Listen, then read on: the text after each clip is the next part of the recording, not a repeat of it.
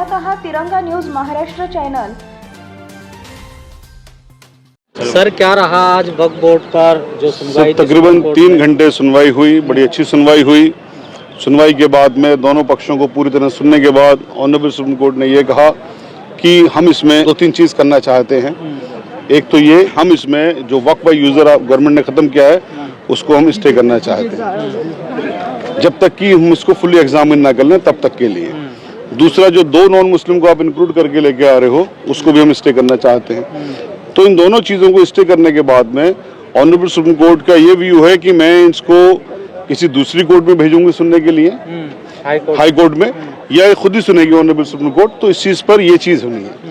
अब इन्होंने ये कहा स्टेट काउंसिल ने, कल तक के लिए हमें टाइम दे दीजिए, कल तक के लिए हमें इसको मुलतवी कर दीजिए, क्योंकि ऑनरेबल सुप्रीम कोर्ट का एक साफ सवाल था कि किसी भी हिंदू एंडोमेंट में क्या कोई नॉन मुस्लिम है, क्या कोई अल्पसंख्यक है, क्या कोई मुसलमान है, तो उस पर कोई भी एग्जाम्पल नहीं दे सके, कि कोई ऐसा एग्जाम्पल नहीं बता सके कि हाँ ऐसा हो। तो ऑनरेबल सुप्रीम कोर्ट का जो आज ऑनरेबल सुप्रीम कोर्ट का अपने बात कही, हालांकि ऑर्डर पास नहीं हुआ है, कल तक के लिए मुलतवी है, लेकिन आज की हियरिंग के आधार पर हमें उम्मीद ये है कि वक्फ बाय यूजर भी स्टे होगा और जो 2 नॉन मुस्लिम को इंक्लूड करने की बात है वो भी स्टे होगा, और ये अमेंडमेंट है सारे के सारे अमेंडमेंट खारिज भी होंगे। उम्मीद है आपको? बिल्कुल 100%, बिल्कुल 100% उम्मीद है, क्योंकि आज जो ऑनरेबल सुप्रीम कोर्ट के अंदर जो गवर्नमेंट की यहाँ पर आर्गुमेंट्स थे वो पूरी तरह से गवर्नमेंट्स के आर्गुमेंट फेल थे। वो किसी भी आर्गुमेंट से ऑनरेबल सुप्रीम कोर्ट कन्विंस नहीं थी। तो सारे आर्गुमेंट्स ऐसे ही थे जिस तरह की टेलीविजन में बैठ के इनके बहुत सारे तमाम तरह के वितर्क करते हैं, तर्क वितर्क कुतर्क करते हैं, तो कुतर्क वाली चीजें थी। तो ऑनरेबल सुप्रीम कोर्ट में हमें लगता नहीं कि इनके आर्गुमेंट चलेंगे। हिंसा को लेकर क्या कहा जाए? हाँ, ये बहुत इंपॉर्टेंट मैसेज है।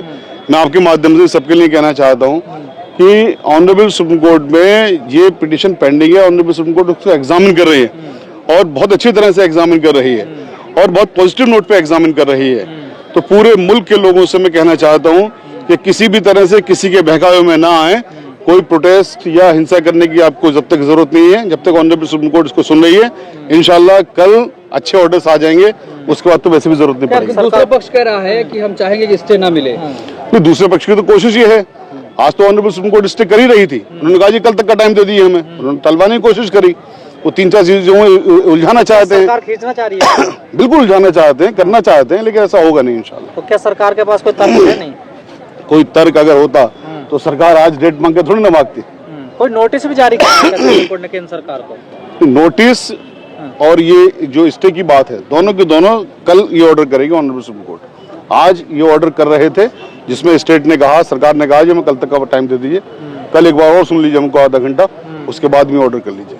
तो उम्मीद मानी जाए कि कुछ ना कुछ हो सकता है। ऑनरेबल सुप्रीम कोर्ट ने कहा हम ये ऑर्डर पास करना चाहते हैं, स्टे का। हाँ, बताया ऑनरेबल सुप्रीम कोर्ट ने, मैं अपने मुंह से नहीं कह रहा हूँ ये दोनों चीजें। ऑनरेबल सुप्रीम कोर्ट ने कहा हम ये ऑर्डर पास करना चाहते हैं, उस पर कहा जी हमें कल तक का वक्त दे दीजिए। ठीक है, आप कल तक का वक्त ले लीजिए, कोई बात नहीं। सबका गजट नोटिफिकेशन वो सब जो है गजट में है और एरिया भी गजट के अंदर है। जबकि मैं चेयरमैन था तो हमने सारे केसेस जीते।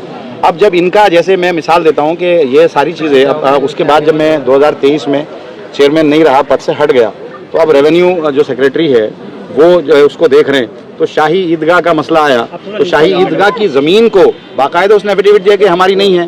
एक नखुंजी मस्जिद है वहाँ, उसके अंदर महरौली के अंदर कई सारी दरगाहें हैं, उस पर उन्होंने जो है क्लेम किया। मैं कह रहा हूँ कि केंद्र सरकार या स्टेट अगर किसी ज़मीन को लेना चाहती है तो सीओ या जो डीएम को ये पावर दे रहे हैं तो वो उसको कैसे चैलेंज कर सकता है, उनके खिलाफ कैसे जा सकता है? सरकार के खिलाफ नहीं जा सकता। तो केंद्र सरकार ने एक नोटिफिकेशन जारी किया था 123 प्रॉपर्टीज़ का, और सारी ज़मीनें उन्होंने अपने अंडर ले ली थी। तो मैं क्योंकि इनके अधीन नहीं आता, क्योंकि हमारी अलग सरकार है और ऑटोनोमस बॉडी थी, तो मैंने चैलेंज किया हाई कोर्ट के अंदर और सारी ज़मीनें वापस लेकर आए। एडमिनिस्ट्रेशन कंट्रोल जो है आज भी दिल्ली वक्फ बोर्ड का है और वो केस चल रहा है। अगर इन्हीं का होता, ये डिविजनल कमिश्नर जो आज है या जो सीओ है अगर आज है, तो आप उम्मीद कर सकते हैं कि रेवेन्यू सेक्रेटरी का या रेवेन्यू जो केंद्र सरकार यूनियन ऑफ इंडिया के खिलाफ वो चला जाता, कभी नहीं जाता। तो यही एक साजिश है इनकी कि स्टेट का ही आदमी इनका जो है सीओ, वो सीओ रहे, स्टेट का ही चेयरमैन रहे, और डीएम को सबसे ऊपर जबकि रखा गया है। जबकि मैं यहाँ चेयरमैन था, हमारे जो ऑर्डर होते थे, बोर्ड के जो ऑर्डर होते थे, उसको जो है कोई सुपरसीड नहीं कर सकता, सिर्फ एलजी सुपरसीड कर सकता था।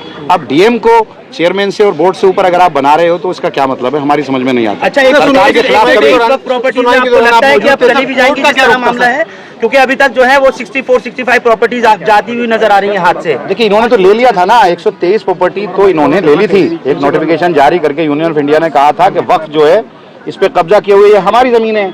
अगर मैं हाईकोर्ट नहीं जाता तो ये तो सारी जमीन चली जाती। एक अकेली अगर आप तिकोना कब्रिस्तान की बात करो जो 60 बीघे का है, अगर आप उसकी वहाँ पे मार्केट रेट के हिसाब से बात करो, अगर 7 लाख रुपया भी मानो तो 42,000 करोड़ की एक प्रॉपर्टी है। उसके राइट साइड में डीपीएस के पीछे 484 खसरा है जो 30 बीघे का है, वो इन्होंने जबरदस्ती लेकर ले लिया। जबकि 123 में स्टे चल रहा है, केस चल रहा है, ले लिया। लाल मस्जिद आपके सामने मिसाल है कि उसके पीछे की सारी जमीन कब्रिस्तान की ले ली, मस्जिद के पीछे की, और वहाँ बिल्डिंग बना दी।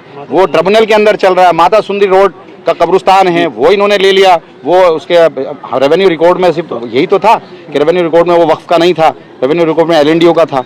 तो आप ट्रिब्यूनल में हैं और हम हाईकोर्ट भी गए तो कहा ट्रिब्यूनल से जब फैसला आ जाएगा, तो ट्रिब्यूनल के फैसले को भी ये लोग नहीं मानते। आप स्टे की उम्मीद से आए थे, लेकिन ये अमित शाह ने ये कहा है पार्लियामेंट में कि हम कुछ नहीं लेंगे, आप कह रहे हैं तो यही लिख करके दे दे कि कोई डिस्प्यूट हो या कुछ भी हो, अगर वो पहले से वक्फ बाय यूजर यूज हो रहा है तो उसको हम किसी को टच नहीं करेंगे। एक नोटिफिकेशन ले आए वो। और मुस्लिम जो क्लोज हटाया इसलिए हटाया क्योंकि इनके पास कोई एमएलए मुस्लिम नहीं है, कोई एमपी मुस्लिम नहीं है। बाय डिफॉल्ट सरकार चाहे इनकी हो, अगर एमएलए कोटे से कोई भी इलेक्टेड, जैसे पहले था कि मुस्लिम इलेक्टेड था तो वो दूसरी पार्टी से आता, समाजवादी से यूपी के अंदर आता, दिल्ली से आम आदमी पार्टी से आता, कांग्रेस से हरियाणा के अंदर आता, महाराष्ट्र से कांग्रेस का आता, तो आरजेडी का बिहार से आता, तो बाय डिफॉल्ट वो मुस्लिम आता। और जब कुछ गलत करते तो वो अगर होता एमपी और एमएलए होता तो वो गलत काम नहीं करने देता। तो ये तो बाकायदा ये तो कॉन्स्टिट्यूशन के भी खिलाफ है। तो सारा का सारा इनका जो मसला है वो कॉन्स्टिट्यूशन के खिलाफ है और उसी पर जा रहे हैं। और आने वाले वक्त में अगर ये एक्ट इसके अंदर तरमीम नहीं हुई है, नहीं रोका गया, तो आने वाले वक्त में गांव के अंदर, देहात के अंदर बहुत सारी जमीनें जो ग्राम सभा के अंदर है, कल प्रधान खड़े होकर कहेगा कि ये तो इलीगल है, डीएम उसको रोक देगा, दफीना रोक देगा। दफीना रुकने के बाद उसके बाद वो केस चला जाएगा उसके पास, वो जमीन वक्फ की हो जाएगी और वो रेवेन्यू रिकॉर्ड के हिसाब से फैसला देगा तो वो जमीन तो चली जाएगी। और ऐसा हुआ है बहुत सारी जमीनों पर। जो तिकोना कब्रिस्तान है वहाँ पर दफीना इन्होंने रोका है, लाल मस्जिद पर इन्होंने रोका है, माता सुंदरी रोड पर रोका है। एक जो है उत्तम नगर के अंदर जो फ्लड इरिगेशन की जमीन थी वहाँ के एसडीएम ने रोक दिया, हम नहीं करा पाए वहाँ पर। तो बहुत सारी जगहें हैं, हम कौन जाता फिरेगा। अगर कोई भी कंप्लेन करेगा तो कंप्लेन को अटेंड करके वो वहाँ पे दफीना रोक देगा। नमाज अगर मस्जिद होगी तो नमाज रोक देगा। तो वक्फ बाय यूजर में तो ये करेंगे तो वो कहेंगे जितनी भी प्रॉपर्टी हैं, अगर वो 9 लाख प्रॉपर्टी है, 9 लाख प्रॉपर्टी में से एक भी प्रॉपर्टी को हम मुसलमानों से नहीं लेंगे तो मैं मानने को तैयार हूँ। हाँ जी ये ठीक कह रहे हैं, सच बोल रहे हैं, लिख कर दे एक एक प्रॉपर्टी का, क्यों नहीं लिख कर दे रहे। मानो जी आखिर में एक सवाल, आप लोग स्टे की उम्मीद से आए थे, लेकिन दोनों इंटरिम ऑर्डर से खुश हैं? जो इंटरिम ऑर्डर लगता है कि कल आ सकता है? देखिए पूरी उम्मीद है, अभी तो नहीं कहा जा सकता, कल के लिए छोड़ा है। तो अभी फैसला जब तक नहीं आएगा तब तक नहीं कहा जा सकता। बहस हुई है और इसमें सारे लोगों ने अच्छे से अपने पॉइंट रखे हैं और सारी चीजें समझ आ रही हैं। ठीक है, सुप्रीम कोर्ट ने जो चिंता को लेकर सुप्रीम कोर्ट ने जो है वो ये तो गांव-गांव हर जगह गांव-गांव मजहबी, जब मस्जिद में आप जाकर के क्लेम दूसरे करेंगे, दफीना रोकेंगे, ईद की नमाज पढ़ने से रोकेंगे तो क्या होगा? वायलेंस होगा। ये तो पूरे मुल्क में फसाद कराने के लिए तो ये लाए हैं। इनका मकसद ये है, इनकी रोटी, सियासी रोटी बगैर फसाद के सिकती ही नहीं है। ये तो आज बेरोजगारी से लोग परेशान हैं, महंगाई से लोग परेशान हैं, इसमें उलझा कर रख दिया सारे लोगों को।